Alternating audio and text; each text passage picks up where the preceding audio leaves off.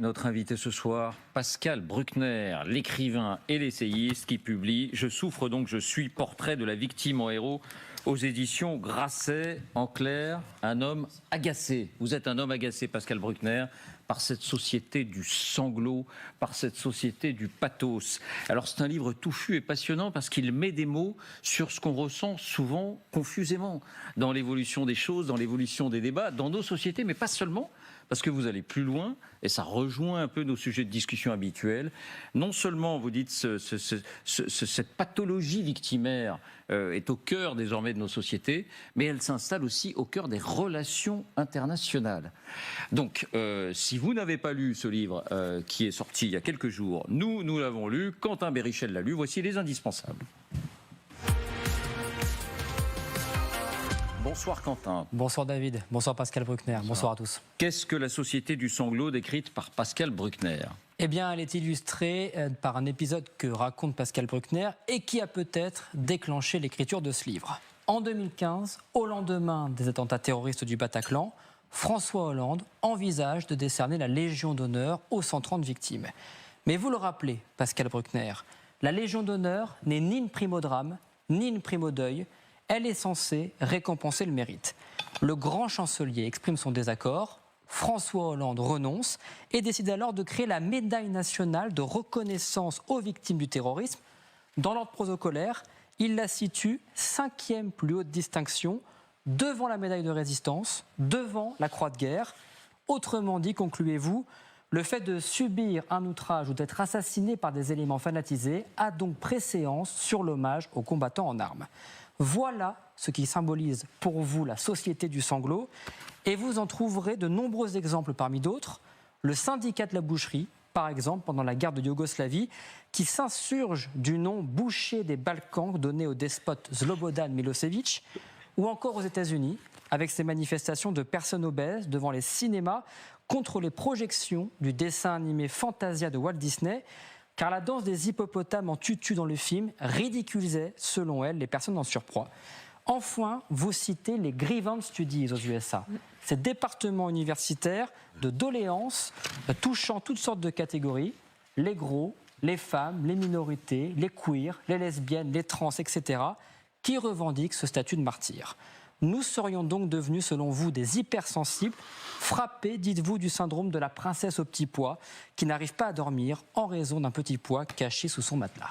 Voilà, et ce qui est important, je cherche la phrase, c'est que ce n'est pas la condition de victime qui vous indigne, ou que c'est la victimisation comme mentalité. Ce sont des choses bien différentes. Vous dites, bien sûr, des victimes, il y en a, mais c'est la victimisation comme mentalité, et cette ère de la victimisation, dit Pascal Bruckner, trouve de plus en plus un écho chez nos politiques.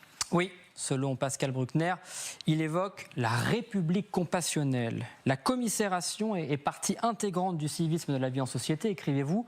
Le rôle de la première dame, comme du président, est un rôle de consolation. Et gare à celui qui ne respecterait pas la règle.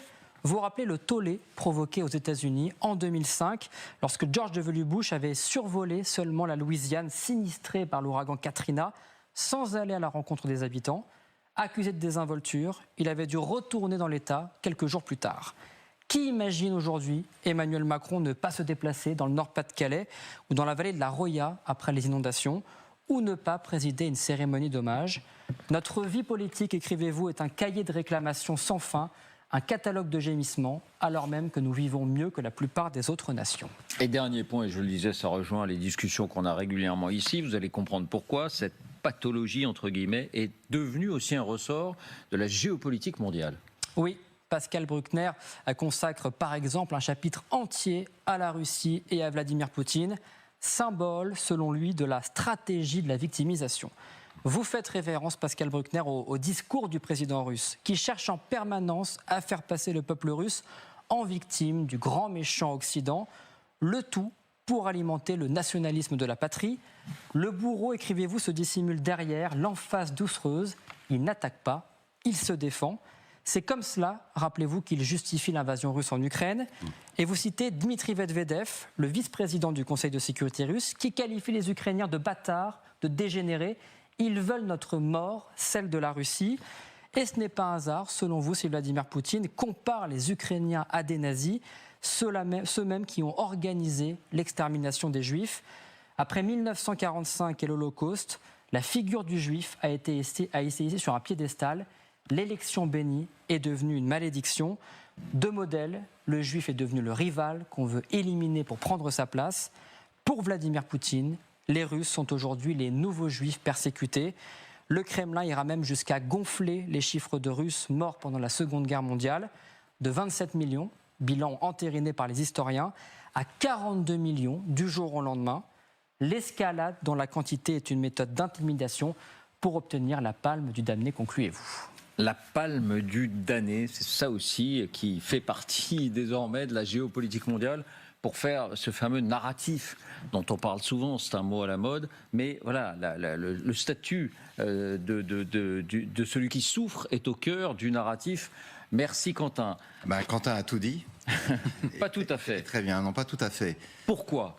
Pascal Bruckner, pourquoi est-ce que cette victimisation, ce syndrome du pathos, cette société du sanglot se développe à ce point dans nos pays développés? Il y a une partie de la réponse dans le livre, mais je vous laisse la donner. Alors vous l'avez dit tout à l'heure, le statut de victime, ça c'est l'héritage judéo-chrétien, jouit d'une aura particulière, puisque nos sociétés sont fondées sur l'idée qu'il faut aider les faibles, les malheureux, les malades.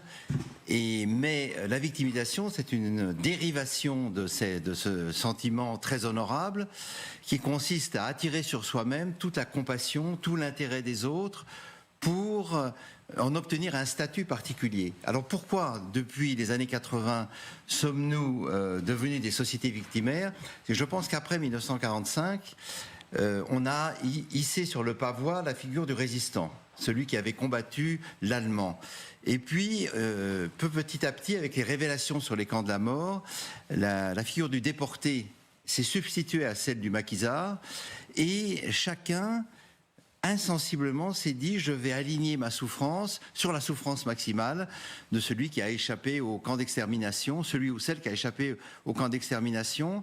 Et on voit bien qu'aujourd'hui, la comparaison de la douleur intime avec la grande douleur des gens qui sont sortis soit du goulag soviétique, soit des camps nazis, est devenue un quasi-réflexe. C'est-à-dire, c'est une métaphore dont on use et on abuse, et à mon avis, évidemment, à tort. Il n'y a pas que ça, vous dites aussi, c'est aussi la conséquence du progrès de nos sociétés, d'une certaine manière, et du degré de protection qu'a tout un chacun. Tant de maux ont été vaincus, tant d'injustices abolies, que l'on s'étonne qu'elles ne puissent toutes l'être sur l'heure.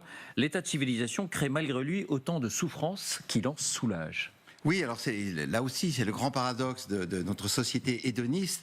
Elle proclame le bonheur obligatoire, mais la moindre contrariété la plonge dans un désarroi absolu. Nous ne supportons plus les maladies incurables, est devenu le mot obscène par excellence. Nous ne supportons plus les entraves mises à notre désir. Et les sociétés occidentales, après la Seconde Guerre mondiale, sont devenues des sociétés d'individus qui n'ont que des droits et très peu de devoirs. Et on voit bien d'ailleurs comment l'état de délitement où se trouve la France aujourd'hui vient de cette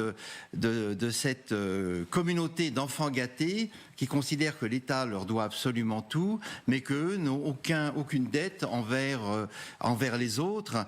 Et donc ça explique l'hypersensibilité des hommes et des femmes vis-à-vis des contrariétés qui leur arrivent, et c'est cette espèce de réflexe que nous avons tous spontanément de hausser nos petits tracas au niveau d'une tragédie. On dit mais c'est épouvantable, et nous ne voyons plus ce qui se passe à nos frontières, nous ne voyons plus ce qui se passe ailleurs dans le monde, où les gens ont des conditions effroyables et considèrent que nos sociétés sont des sociétés merveilleuses, enviables. D'ailleurs, si les migrants viennent en masse en Europe, c'est bien parce qu'on vit mieux en Europe que partout ailleurs. Bon, d'un mot, si Pascal Bruckner avait une baguette magique, comment est-ce qu'on y remédie à cet état d'esprit-là? Et encore une fois, il faut bien faire la différence entre les victimes. Oui, il y a des victimes, il y a des gens qui souffrent, et la société victimaire, c'est-à-dire où tout un chacun, le premier réflexe, c'est de se dire victime et d'exacerber sa souffrance comme statut. Comment est-ce qu'on pourrait y remédier ? Alors d'abord, le mot victime, il est polysémique, c'est-à-dire qu'on est victime de toutes sortes de choses. Vous pouvez être victime d'une fraude,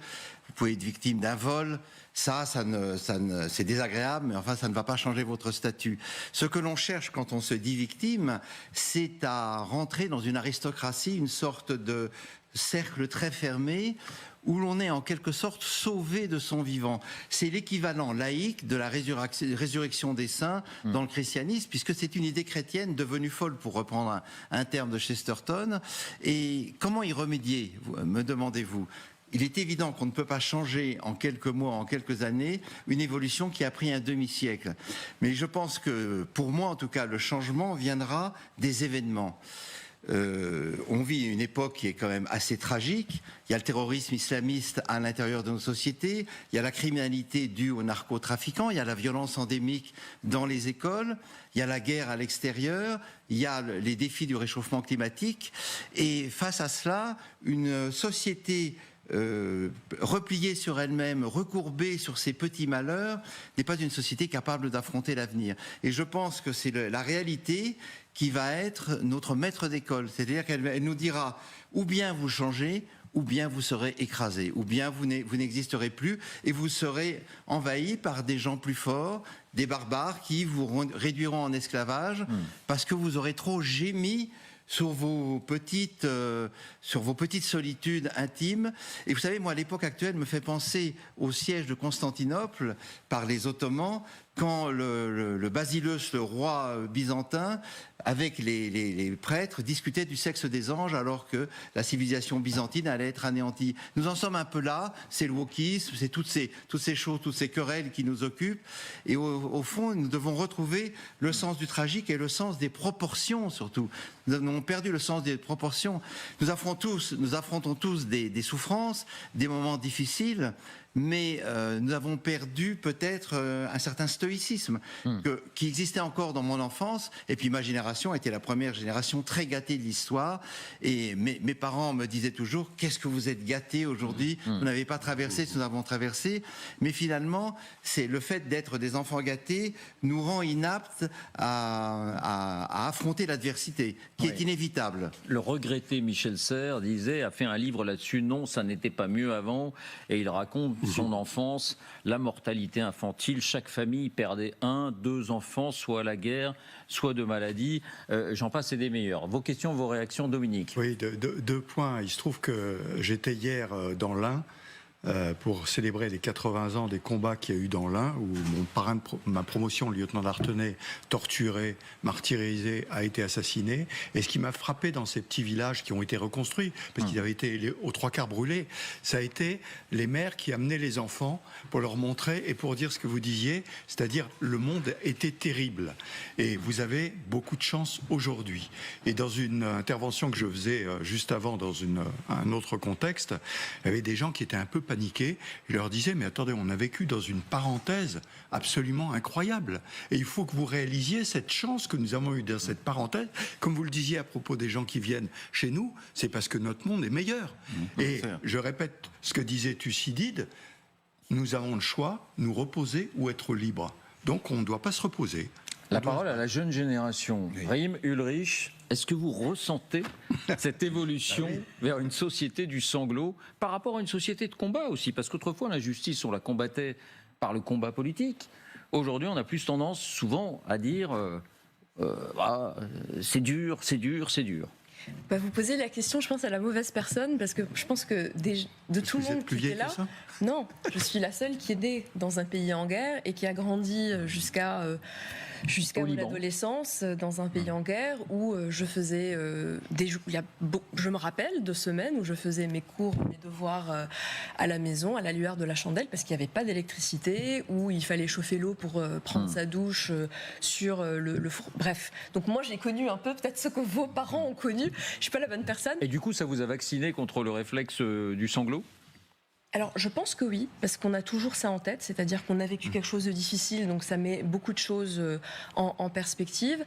Par contre, ce que vous avez dit, moi, résonne beaucoup avec moi, dans le sens où, oui, on a l'impression que l'Europe, les Européens d'aujourd'hui, ont vécu une parenthèse enchantée et qu'aujourd'hui, ils reviennent au contact de la réalité qui n'a jamais quitté le reste du monde, les autres populations, les autres peuples. Et j'espère pour les Européens qu'ils vont se dire que tout n'est pas perdu, qu'il y a beaucoup de choses encore à faire, que le modèle européen est fort, il est résilient, c'est un vrai modèle qui est attractif, mais qu'il faut travailler pour, il faut travailler pour qu'il reste résilient et pour qu'il puisse perdurer. Ulrich et François. Non, je pense qu'effectivement, enfin pour le coup, alors je sais pas si moi, enfin bon, je sais pas si j'ai une tendance à me victimiser ou pas, je pense pas, enfin j'espère pas, mais après il y a peut-être effectivement des fois, en tout cas il y a des discours qui sont plus audibles peut-être qu'auparavant par rapport effectivement à ce genre de choses, mais pour le coup, enfin ça permet de reboucler, je pense que pour le coup la guerre en Ukraine justement a complètement brisé, c'est peut-être aussi pour ça qu'on a mis du temps un petit peu à s'adapter au niveau européen, c'est que ça a complètement brisé cette bulle de stabilité qu'on avait et de croissance quasiment ininterrompue qu'on a connue. Pas de croissance, ça faiblissait depuis un bon moment. Oui, mais en tous les cas, on n'a jamais vraiment connu traversée de crises extrêmement graves depuis 1945. Et donc dans ce cadre-là, c'est un peu un retour à la réalité, cette guerre en Ukraine déclenchée par la Russie. Et donc effectivement, je pense qu'il y a quand même une vraie prise de conscience, et on en a parlé tout à l'heure, mais les choses quand même vont, à mon sens, permettre justement d'éviter les travers un petit peu de la fin de la civilisation à Byzance dont vous parliez. François. Il y a un épisode et un nom très important dans la séquence qui s'ouvre. Ça a été l'acte d'héroïsme du colonel de gendarmerie Beltrame. Souvenez de cette, j'en parle d'ailleurs, de cette prise d'otage épouvantable. Et pour la première fois, il me semble, un individu est porté au pinacle en tant qu'héros. Il est héroïsé, et à juste titre. Je veux dire, ça a été incroyable ce qu'il a fait. Et on est sorti des phénomènes du genre, ah oui, il y a des gens, bien sûr, qui doivent s'occuper des problèmes vraiment difficiles. Il y a le GIGN pour s'occuper de l'Airbus en 1994, sauver les passagers, et ainsi de suite. Mais c'est leur métier et ils sont en quelque sorte en marge de la société. Alors que là, on était face à un individu qui, quelque part, comme tous les autres... n'était pas obligé de le faire. Voilà, et il n'était pas obligé de le faire. Ce n'était pas son, entre guillemets, ce n'était pas son métier. Oui. Et vous le citez. Et c'est pour ça que je suis profondément convaincu de ce que vous avez dit, c'est-à-dire, ce sont effectivement des événements qui vont nous forcer à redécouvrir le maquisard, si je puis dire, et non plus la masse indifférenciée de la population qui se plaint alors que les choses ne vont pas trop mal quand même comparé au passé. Vous citez aussi Henri d'Anselme, d'ailleurs, à Annecy, je crois que j'écorche pas son nom. Oui, Henri d'Anselme, oui. Ou Mamadou Gassama, l'homme qui avait escaladé 3 balcons pour aller chercher un enfant. Bref, vous citez quand même ces héros, mais pour rebondir sur ce que disaient Rim et Ulrich, est-ce que vous percevez quand même que depuis le début de cette guerre en Ukraine, où finalement, par exemple, les prix de l'énergie ont explosé et on s'est adapté, on a baissé notre consommation, on a eu peur du nucléaire russe, mais on a quand même livré des armes, il nous a fallu un peu de temps. Mais est-ce que vous percevez quand même qu'il y a un ressort qui n'est pas cassé? Oui, c'est ma conclusion. Alors vous savez que sur la première plaque en l'honneur d'Arnaud Beltrame à Paris, on avait marqué Arnaud Beltrame, victime de son héroïsme. Et puis devant le tollé, et ils l'ont enlevé, heureusement, ce qui prouve donc que l'ancienne idéologie était encore prégnante, mais vous avez parfaitement raison. Je pense que, moi, la réaction de l'Europe à la guerre d'agression en Ukraine m'a stupéfaite. Je m'attendais à un agenouillement collectif, et pas du tout. Donc ça laisse quand même de l'espoir. Il y a évidemment des partis politiques à l'extrême gauche, à l'extrême droite, qui nous demandent de collaborer avec l'ennemi, mais la masse de la population résiste et ne se résout pas à l'infamie. ou à l'ignominie d'une mainmise de la Russie sur l'Europe. Et ce qui me rend relativement confiant dans ce combat entre le héros et la victime, c'est qu'en réalité, nous sommes plus forts que nous le croyons, et nos ennemis sont plus faibles qu'ils ne le pensent eux-mêmes. Mais parce que le pire ennemi, en réalité, il est en nous-mêmes. Il s'appelle la haine de soi, l'affolement général et notre complaisance au malheur. Si nous savons résister un peu aux malheurs qui nous arrivent et qui sont le lot de la condition humaine, je pense que l'histoire ne sera pas écrite. On n'a pas parlé des médias, de nous-mêmes, mais ils ont un rôle aussi. Oui, mais les médias amplifient la mentalité collective. Parce que la victime, elle est porteuse d'émotions et que l'émotion, bien entendu... L'émotion triomphe toujours. C'est porteur d'audience. Oui. Et qu'on est plus facilement attiré par un témoignage d'émotion que par une longue explication sur un conflit ou sur... Merci beaucoup. Merci Pascal à vous. Bruckner. Merci je beaucoup. souffre, donc je suis portrait de la victime en héros. C'est très touffu, je le disais, parce que vous avez une curiosité historique, géographique, qui vous emmène partout. Mais c'est clair, c'est très clair. J'écris toujours clair. Ah oui, je tiens à le dire. Je tiens à le dire, contrairement à d'autres intellectuels, j'écris clairement. Aux éditions Grasset. Merci Rim, Ulrich, Dominique et François d'avoir animé 24 heures avec moi. Place au parti pris. Nous rejoignent Arlette Chabot pour la politique, Abdou Chalmani pour l'international et François Langlais pour l'économie. Bonsoir à vous trois. Et c'est vous qui commencez, Arlette.